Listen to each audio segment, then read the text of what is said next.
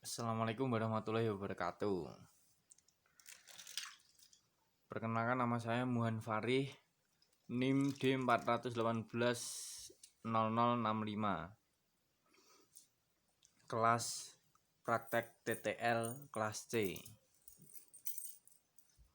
Sini saya akan mempresentasikan tentang motor sinkron dan asinkron.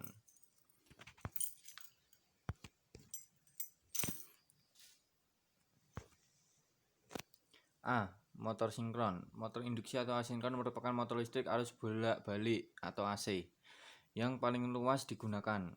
Penamaannya berasal dari kenyataan bahwa motor ini bekerja berdasarkan induksi medan magnet stator dan ke statornya, di mana arus rotor motor ini bukan diperoleh dari sumber tertentu, tetapi merupakan arus yang terinduksi sebagai akibat adanya perbedaan relatif antara putaran rotor dengan medan putar yang dihasilkan oleh arus stator.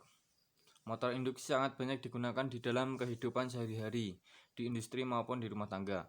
Motor induksi yang umum dipakai adalah motor induksi 3 fase dan motor induksi 1 fase. Motor induksi 3 fase dioperasikan pada sistem tenaga 3 fase dan banyak digunakan di dalam berbagai bidang industri. Sedangkan motor induksi 1 fase dioperasikan pada sistem tenaga 1 fase yang banyak digunakan terutama pada penggunaan untuk peralatan rumah tangga seperti kipas angin, lemari es, pompa air, mesin cuci, dan sebagainya. Karena motor induksi 1 fase mempunyai daya keluaran yang rendah.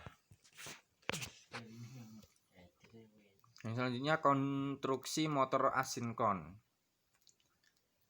Yang pertama, stator merupakan bagian yang diam dan mempunyai kumparan yang dapat menginduksikan medan elektromagnetik kepada kumparan rotornya.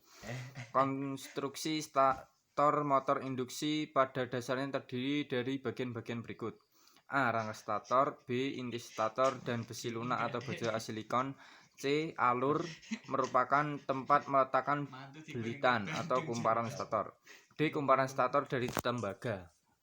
Yang kedua, celah.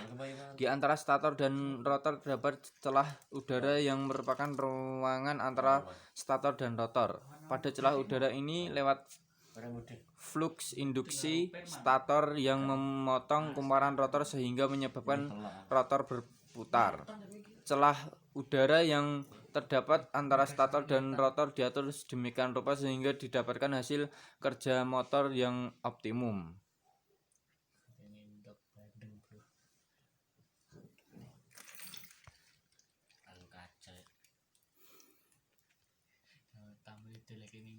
Berdasarkan bentuk konstruksinya rotornya, maka motor induksi dapat dibagi menjadi 2 jenis, yaitu A. Motor induksi dengan rotor sangkar, bagian mesin yang berputar bebas dan letaknya bagian dalam, terbuat dari besi alas laminasi yang mempunyai slot dan dengan batang aluminium atau tembaga yang dihubungkan singkat pada ujungnya. B. Motor induksi dengan rotor belitan atau wound rotor. Konstruksi rotor motor induksi terdiri dari bagian berikut: A. Anti rotor, bahannya dari besi lunak atau besi silikon, sama dengan inti stator. B. Alur, bahannya dari besi lunak atau baja silikon, sama dengan inti. Alur merupakan tempat meletakkan balitan atau balitan rotor. C. Belitan rotor, bahannya dari tembaga. D. Poros atau as. Prinsip kerja motor sinkron. Motor induksi bekerja berdasarkan induksi elektromagnetik dari kumparan stator kepada kumparan rotornya. Garis-garis gaya flux yang diinduksikan dari kumparan stator akan memotong kumparan rotornya sehingga timbul EMF atau gagal atau tegangan induksi, dan karena penghantar atau kumparan rotor merupakan rangkaian yang tertutup, maka akan mengalir arus pada kumparan rotor. Penghantar atau kumparan rotor yang dialiri arus ini berada dalam garis gaya flux yang berasal dari kumparan stator, sehingga kumparan rotor akan mengalami gaya Lorentz yang menimbulkan torsi yang cenderung menggerakkan rotor sesuai dengan arah pergerakan medan induksi stator. Pada rangkai stator terdapat kumparan stator yang ditempatkan pada slot-slotnya yang dililitkan pada jumlah kutub tertentu. Jumlah kutub ini menentukan kecepatan berputarnya medan stator yang terjadi yang diinduksikan ke rotornya. Makin besar jumlah kutub akan mengakibatkan makin kecilnya kecepatan putar medan stator dan sebaliknya. Kecepatan berputarnya medan putar ini disebut kecepatan sinkron. Yang selanjutnya motor sinkron. Motor sinkron adalah motor AC 3 fase yang dijalankan pada kecepatan sinkron tanpa slip. Kemudian motor sinkron adalah motor AC bekerja pada kecepatan tetap pada sistem frekuensi tertentu. Motor ini memerlukan arus DC yang pembangkitan daya dan memiliki torsi awal yang rendah. Dan oleh karena itu motor sinkron cocok untuk penggunaan awal untuk beban rendah seperti kompresor udara, perubahan frekuensi dan generator motor. Motor sinkron mampu memperbaiki faktor daya sistem sehingga sering digunakan pada sistem yang menggunakan banyak listrik. Yang selanjutnya konstruksi motor sinkron. Bagian dasar dari perubahan motor sinkron, rotor. Sampai perbedaan utama antara motor sinkron dan motor induksi adalah bahwa rotor mesin sinkron berjalan pada kecepatan putar yang sama dengan perputaran medan magnet. Hal ini memungkinkan sebab medan magnet rotor tidak lagi terinduksi. Rotor memiliki magnet permanen atau arus DC excited yang dipaksa untuk mengunci pada posisi tertentu bila dihadapkan pada medan magnet lainnya. Yang selanjutnya stator menghasilkan medan magnet berputar yang sebanding dengan frekuensi yang dipasok.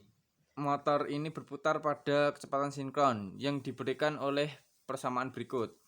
Ns sama dengan 120 F/P, di mana F frekuensi dari pasokan frekuensi, P jumlah kutub. Prinsip kerja motor sinkron.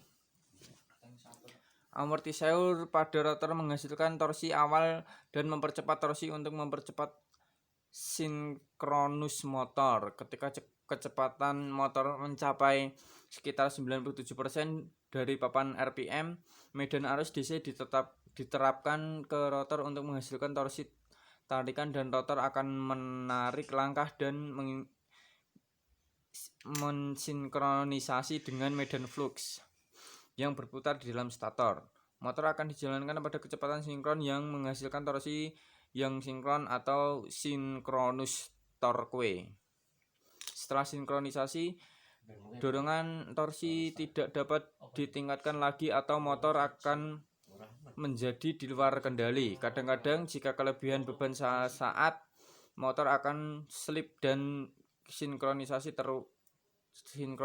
ulang. Perlindungan saat dorongan harus disediakan. Jika tidak, motor akan berjalan sebagai sebuah motor induksi arus tinggi dan memungkinkan kerusakan motor yang parah. Analisa rangkaian star delta.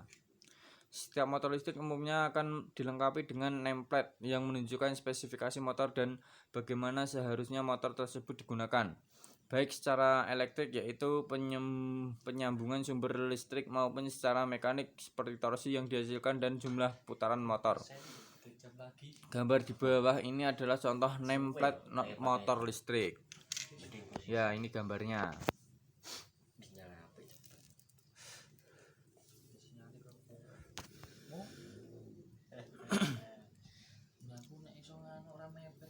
Hubungan motor listrik 3 fase dalam kelistrikan industri. Jika motor industri 3 fase dihubungkan ke sumber tegangan, data pada planet nama motor harus disesuaikan dengan sumber tegangan dan frekuensinya.